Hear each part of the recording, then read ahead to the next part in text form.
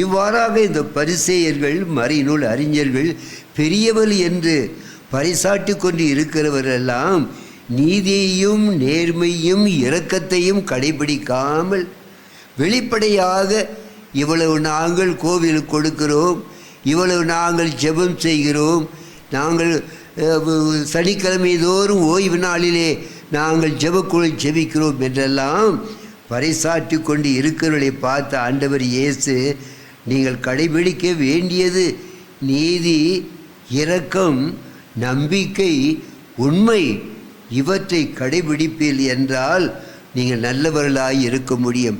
இல்லை என்றால் நீங்கள் வெளி வேஷம் போடுகிறீர்கள். அன்பானவர்களே, நம்முடைய வாழ்க்கையில் அவ்வாறு இருக்கக்கூடாது. ரெண்டாவதாக ஆண்டவர் சொல்லுகிற உண்மை, பாத்திரத்தின் வெளிப்புறத்திலே சுத்தமாக வைத்திருக்கிறீர்கள், உட்புறத்தை சுத்தம் செய்வதில்லை.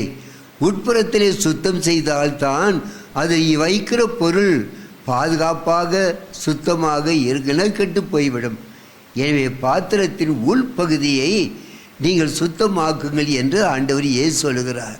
அப்படி என்றால் உங்கள் உள்ளத்திலே, உங்களுடைய தனிப்பட்ட வாழ்க்கையிலே நீங்கள் உண்மை உள்ளவர்களாய் இருக்க வேண்டும் என்று கற்பிக்கிறார்.